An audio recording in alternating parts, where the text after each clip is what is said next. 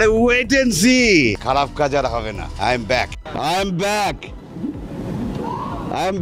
Casino সম্রাট সেলিম প্রধানের 5 বউ কে কোন দেশের? রাশিয়া, আমেরিকা, জাপান, 3 দেশে 3 বউ, বাংলাদেশে 2।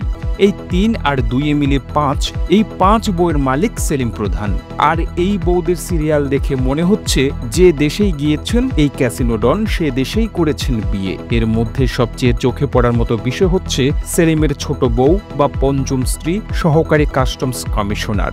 বর্তমানে তিনি কর্মরত আছেন চট্টগ্রাম কাস্টম হাউসে। শুরুটা এখান থেকেই করতে হয়। বর্তমানে ঢাকার আলোচিত এলাকা মোহাম্মদপুরের নূরজাহান রোডে তার বাসা। বাবার নাম হান্নান প্রধান। নিজের নাম সেলিম মিয়া হলেও বাবার নামের সাথে মিল রেখে সেলিম প্রধান হয়েছেন তিনি। পশু খাটালে চাঁদাবাজি, হোটেল, স্পা, দেশে বিদেশে অনুমোদনহীন ক্যাসিনো পরিচালনার অভিযোগ রয়েছে তাঁর বিরুদ্ধে। সেলিম প্রধানের ব্যাংককের পাতায়ায় বিলাসবহুল হোটেল, ডিস্কো বার সহ কয়েকটি প্রতিষ্ঠান রয়েছে। থাইল্যান্ডের পাতায়াতেও রয়েছে তার ক্যাসিনো ব্যবসা। একটি সূত্র জানায়, রাজধানীর বিভিন্ন স্পা ও বিউটি পার্লার যেখানে ভিআইপিদের আসা যাওয়া রয়েছে, সেগুলোতে নারী সরবরাহের কাজ করতেন এই সেলিম। সেই মেয়েরাই আবার ভিআইপিদের বিনোদন দেওয়ার কাজ করতেন। সিলেট থেকে অবৈধভাবে পাথর নিষ্কাশনেরও কাজ করতেন সেলিম।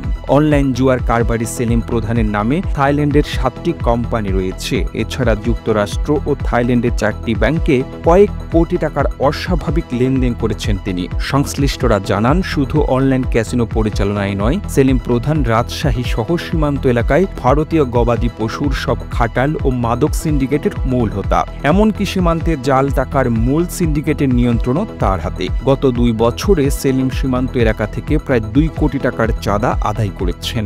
সেলিমের সকল অপকর্ম বাংলাদেশে হলেও তিনি স্থায়ী আবাস গড়েন জাপানের রাজধানী টোকিওতে। কিন্তু টোকিওতেও অর্থ আত্মসাতের অভিযোগে কালো তালিকাভুক্ত হন। জাপান থেকে বহিষ্কার করা হলে চলে যান আমেরিকায়, আর সেখানেই এক আমেরিকানকে বিয়ে করেন তিনি।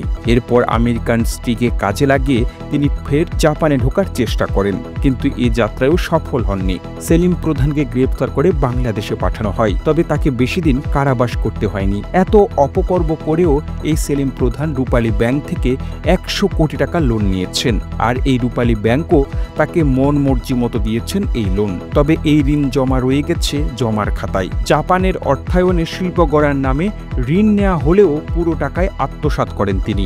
এক পর্যায়ে টাকা নিয়ে দেশের বাইরে চলে যান এই সেলিম প্রধান। প্রতিবেদনটি তৈরিতে তথ্য ও উপাত্তের সাহায্য নেওয়া হয়েছে 21 টেলিভিশন থেকে। আর এতক্ষণ আপনারা সঙ্গে ছিলেন বিশ্ব বাংলার। সেই সঙ্গে আপনি বাংলাদেশের কোন জেলা থেকে এই ভিডিওটি দেখছেন আমাদের কমেন্ট করে জানান। আমরা পরবর্তী ভিডিওতে আপনাকে ধন্যবাদ জানাতে ভুলব না। এতক্ষণ বিশ্ব বাংলার সাথে থাকার জন্য অসংখ্য ধন্যবাদ।